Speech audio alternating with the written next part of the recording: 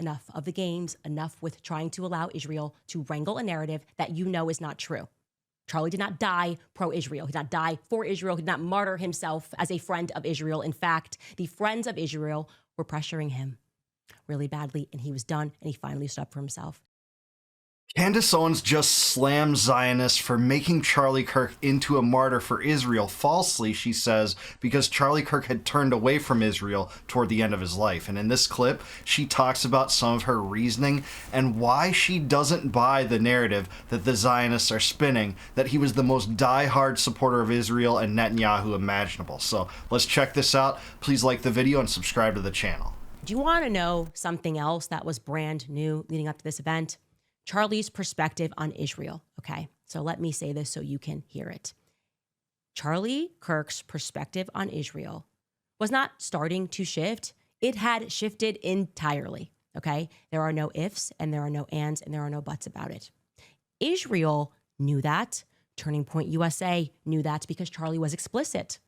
So my question is, why isn't Turning Point USA making any statements and shutting down this repeat attempt by Israel to lie and to pretend that towards the end, Charlie was just authoring love letters to Israel, giving them a perspective of here's how we can win here's what you guys need to do. You need to work with this Hillel, whatever it is. Yeah, the same people that are calling me anti-Semitic, you need to work with those people harder.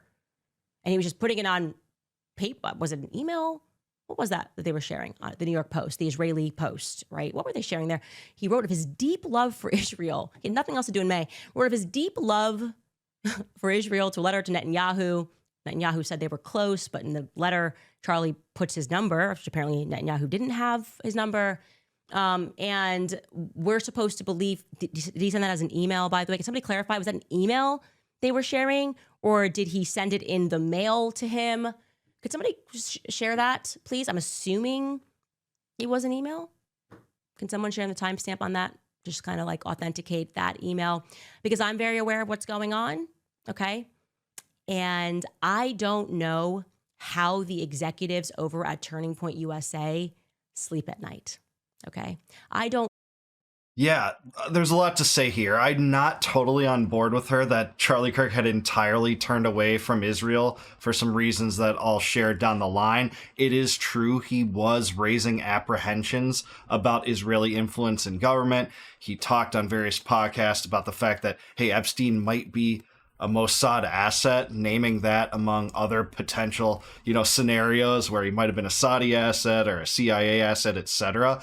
And he was growing, according to the unnamed source that talked to Max Blumenthal, to dislike Netanyahu, viewing him as a bully and having particular disdain for the fact that he seemed to have control over picking Trump's cabinet. That much is true, but at the same time, there's other sentiments on those timelines and in that time frame where he was saying stuff like he always said about Israel, like, I hope they win, that they're my second favorite country, doubling down on the Hasbara narrative about, hey, there's no genocide in Gaza, there's no starvation in Gaza. We'll point to that in a little bit, but I'm not with Candace in regard to that he had totally turned away from Israel. I don't think there's evidence of that, but there is evidence of him feeling pressured by his high-profile, high-money Zionist donors. That's the story that we got from Max Blumenthal's excellent investigation into this, which took the form of 3 pieces. Know how you can present yourselves as a Christian organization and not be dedicating yourself to the truth. No matter what the cost is, you tell the truth. That's it, okay? You don't hide it. You don't try to obfuscate it. You don't try to say, well, wait until the memorial event before we start looking into who murdered him. You tell the truth and you tell it immediately. And I don't think they're capable of doing that. And I have an idea as to why that is. I think the same people that were pressuring Charlie are pressuring them. In fact, I know that for a fact. So they might need my help. Okay. I'm going to state this, and I'm going to challenge Turning Point USA executives to issue a very clean statement saying that I am lying if this is not true. About 48 hours before Charlie Kirk died, Charlie informed people at Turning Point, as well as Jewish donors and a rabbi, that he had no choice but to abandon the pro-Israel cause outright, okay? Charlie was done.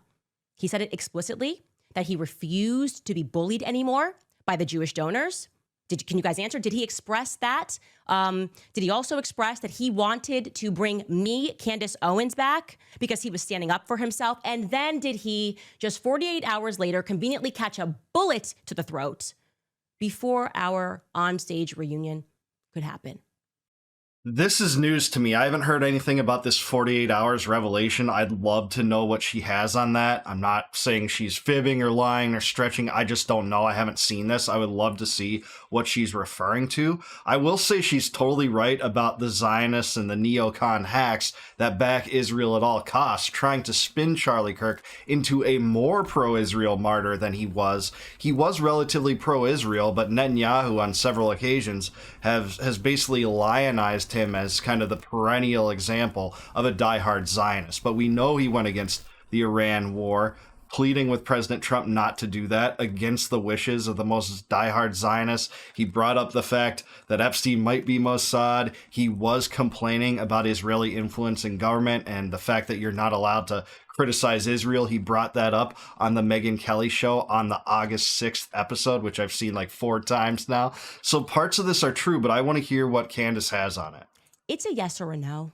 Okay, let's stop this ditching. Let's stop the dodging. Let's explicitly, I want to hear from Turning Point USA that I'm lying about that. I want you to say, no, it was just, he was feeling a little bit of pressure. No, I want you to literally answer what I have just said. It either happened or it didn't. I'm either making it all up or it happened exactly as I'm saying. And while we're at it, may I ask, what is the name of the Jewish donor who sponsored the Hamptons weekend? Okay. And to Pastor Rob McCoy, were there any LLCs that you or your son were being paid through that sat outside of Turning Point? I'm asking that question genuinely. Yeah, I'm putting the fire here right at the feet of Turning Point because I am disgusted. I am genuinely disgusted. I am looking around and wondering whether Charlie's entire life was the Truman Show. None of you guys are behaving in the way that you should be behaving, okay? Interesting. I can't wait to see what this is. I guess she's giving them an opportunity to speak up about what she seems to know or presumes to know. This would be a bombshell if there's written proof that Charlie Kirk said, I'm off this Israel train, because that doesn't seem to coincide with a lot of the other things he said, raising some apprehensions, but always being generally pro-Israel, maybe viewing Netanyahu as a bully, at least according to several unnamed sources, one of which talked to Max Blumenthal, another which talked to Harrison Smith at InfoWars. But at the same time, I want to see what this is. So I guess she's giving them an opportunity and might fry them if they don't be forthcoming about what she is talking about. And it leads me to believe maybe there's something here. Maybe she has something about this that would, blow this story open in a way that it hasn't been blown up before, even though this is still a story. There's no way you are letting these lies fly unless, as I am hearing, unless it is true that there was a big payday that was on the line. And if Charlie radically stated that he was done with Israel, if Charlie said he had no choice but to abandon the pro-Israel cause because of, and I quote, Jewish donors, the behavior of Jewish donors, if he said that, yes or no, well then, I don't know, maybe some people didn't want to take that risk that he was going to become Candace Owens and Tucker Carlson at Turning Point USA with all of those presences, so much presence across college campuses. Maybe they didn't want to take the chance. You see, I'm just one person, so it's easy to just try to cancel my life and lie on me every second of every day. But Turning Point USA, I think, got a little bit bigger than Charlie, and I'm no longer going to allow this lie in this narrative. So answer the questions, yes or no. Man, I see the indignation in her eye. It tells me I believe she believes what she's saying here. I'm not a body language expert, but man, it sounds like there's something here. And this 48 hours thing is an interesting revelation because I have some evidence and clips and tweets that I pointed to in various videos showing that even while this was happening, that Charlie was clearly frustrated about his diehard Zionist, donors trying to pull him back to be Ben Shapiro. At the same time, he was uttering some Zionist propaganda. But at the same time, if this was 48 hours before his death, that's an interesting thing because that makes in some ways the things that happened prior to that irrelevant if that's at the point that he turned. because a lot of people are saying, hey, it's been a few months ago, but in that month stretch, there you could make two convincing narratives here or somewhere in between. I'm somewhere in between on this. I do think that he was turning away from some of the things that he was seeing play out in domestic politics, Apex influence, some frustrations about what his donors wanted him to be versus generally what he wanted to be, and the Iran war in particular. But at the same time, he was supporting Israel. So if this was 48 hours in advance that he had said in complete, sincerity that I'm off this pro-Israel agenda, that is a bombshell. So let's see. And I'm going to again challenge you to lie. And if you do lie, I'm going to expose the lies, and I'm going to start dropping videos, actually. So that's where I'm at. Enough of the games, enough with trying to allow Israel to wrangle a narrative that is not true. Charlie did not die pro-Israel. He did not die for Israel. He did not martyr himself as a friend of Israel. In fact, the friends of Israel were pressuring him really badly, and he was done, and he finally stood up for himself. And I'm proud of that. And I will say this, you know what? Somewhere, Charlie is watching, okay? And I hope he knows that we are reunited, okay? We're on stage right now, and the Jewish donors are very angry about it, extremely angry about it. But it feels good to know that in the end, truth is going to win. So accept my challenge or don't. Yeah, she's absolutely right that he was feeling pressure. The Friends of Israel were pressuring him. We know that. We know Bill Ackman was trying to do that. Seth Dillon was trying to do that. Robert Shillman pulled a large donation, very rich pro-Zionist donor pulled a donation shortly before Charlie Kirk's death. That's something that Max Blumenthal reported on in his second piece about this story. That is all true. I do think he died relatively pro-Israel, barring any additional evidence she might have in this, and I can't wait to see what's to come because, man, she is speaking as if this is on the table, like this is documented proof that Turning Point could answer to relatively quickly. That is something that's worth watching. But at the same time, again, at this time frame, I wanted to show you guys some of the things that people are pointing to. For instance, this Megyn Kelly episode, this was on August 6th where he appeared on that show. This was slightly after where he met at the Hamptons under Bill Ackman's sponsorship to try to, again, wrangle him into a more pro-Israel side than he already was. He was talking with Megyn Kelly. This is an interview people point to. Well, this shows his turn away from Israel because in some ways, indeed, he does utter frustrations that he can't even criticize Israel as being a diehard, historical supporter of Israel.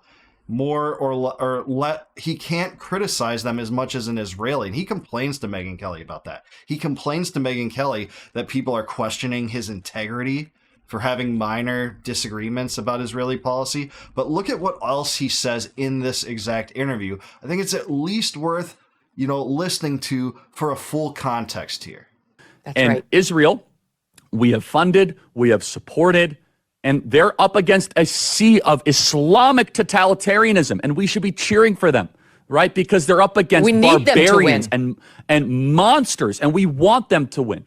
However, yeah, so then he says the other side of the coin. So I'm just saying here that this is Hasbara Zionist propaganda, that they're up against barbarians. There's a genocide going on in Gaza with Netanyahu ushering in an ethnic cleansing campaign that our government is footing the bill for, by the way, that Trump isn't using any kind of leverage to stop, even though we give them. Last year, the U.S. government gave them $20 billion. I think this year it's about 12 so far. But no leverage is done. So this is just an example that this interview was a mixed bag. It doesn't show a complete turn away from Israel, but it doesn't show a, complacency with Israel. It doesn't show both of the things that two poles of the same extreme are trying to show about Charlie or work in a narrative. This was a video that Charlie Kirk recorded on July 28th in, what was that, a month and a half before he died.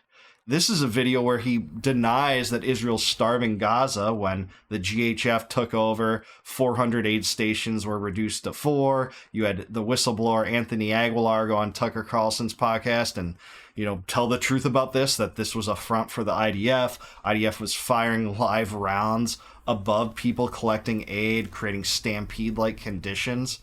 And he's saying that, Israel isn't starving Gaza, and has this rabbi on for this 12-minute video or so, 11 minutes, talking about this. So here you go. I hate being lied to, and I hate being propagandized.